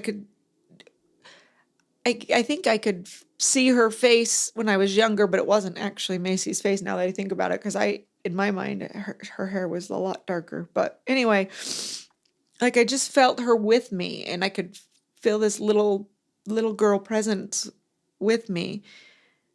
It's hard to explain. I didn't like talk to her or anything, but it was an undeniable presence. But since she passed, my therapist, and I'm sure she's right. My therapist says, you know, it's because I'm going through all this PTSD, all this emotion and grief, that I'm so focused on those feelings that maybe once I work through them that I'll be able to feel it again. I don't know, but I have, and I don't want to say I don't. I remember, sorry, my Instagram, I changed the name to Macy Memory Moments, because they're to keep her memory alive. And my family, we started very, very early. My boys and my husband, every night we do Macy Memory Moments. Well, so we'll sit down before everybody goes to bed, and we'll take turns where everybody, just any memory, any little thing of her. I have this hair in my eye. Any little memory that just pops in our head, we'll share it. And that's so cool, by the way. We do it every night. We will not go to bed awesome. without it. But very healing. But in that first little bit, when we first started it, your mind is so, it's so foggy. It's so, I don't know, I'm sure you went through this too, where there's just such a fog and you can't even think straight. I started feeling like I was running out, and this was in the very beginning. I felt like I was running out of memories because I just couldn't think. And I remember one time I cried out loud. I said it out loud. I was home alone. I cried out loud and just said, Macy, I don't want to forget.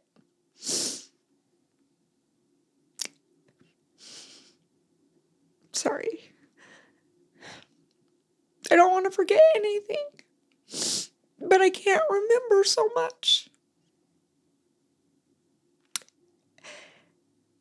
And I did hear, not her voice, just it was my own voice in my head, I guess, but more out loud. I just heard, I got you, babe. And then I had a flood of memories. And I got you, babe. It's something Macy and I used to say to each other since she was like 2. But we had kind of recently in the last, as she gets older, Mom, I don't want to say I got you, babe. So we had kind of slowly stopped saying that. So it was nothing that I would have come up. Sorry, tears on my lips. It's nothing I would have come up with on my own if I would have sat and tried to think of memories. And so that is one time I feel like I did feel her again, because that had to have been her, because the way I heard it was the way we said it to each other. I got you, babe. And then just flooded me with all sorts of memories. So I hurried and wrote them down. But yeah, so I guess there is sometimes I still feel her, or at least I want to choose that comes from her. But the presence of her, feeling her presence by me all the time, I haven't been able to feel that yet. And I hope one day I can.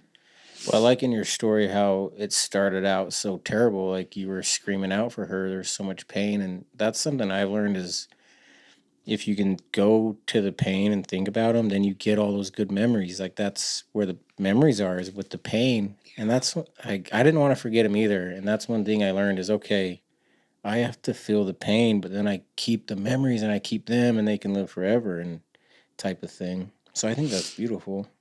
Well, now I do tell myself, like when I start needing her presence, I just say that sentence in my head, like I'm saying it to her, and I just say, I got you, babe.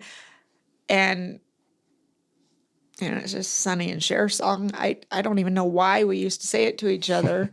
I'm sure it was one time when she was 2 or little.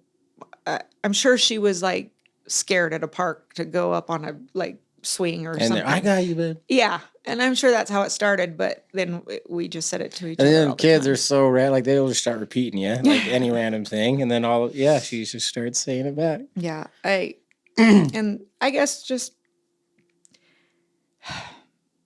Macy was my soulmate, and I just want everybody to feel her the way I did. And I know it's not possible for people to love her the way I did, but I just need her to still be loved. Well,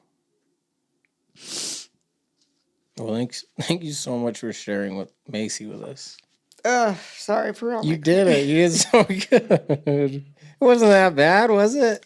No, it wasn't as bad as I thought. I mean, I went on the news a while back for my puzzles. You did? Yeah. Oh, it was a nightmare. Because my 2 best friends, I have. Oh, you'll do great. They'll love you. I have the 2 best, they've been my best friends since I was 12. I mean, I couldn't do this without them. They're fantastic. They came with me and they were prepared to go on the news. It was like Good Things Utah. Oh. They were prepared to do it for me, to tell about the puzzles, because I knew I couldn't. But then when we got there, I was like, it's not the same coming from them. So at the last second, I decided to be the one to go on. Oh, gosh.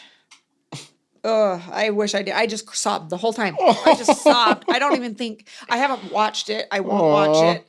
But I don't even think, I'm like, I don't even know if I got any words out that made sense. Like I was just a blubbering mess. That's the good thing about doing this event at Layton Mall. They are donating it. Like I don't have to pay anything to do it there. But they're also going to do talk to the news, send a representative. Oh, wow. That's awesome. To interact with the news, so I don't have to do that anymore, because that was too hard for me. But yeah, it's. Well, thanks for showing up today. You did so good. This was easier than going on live on Good Things Utah. Well, good. It's still not easy. I'm gonna see if I can find that dragon real quick. Yeah. I know I have it. Call it good, right? Yep. Or should I say the slogan? I don't know. Yeah, probably. Life's 10% what happens to you, 90% what you're going to do about it.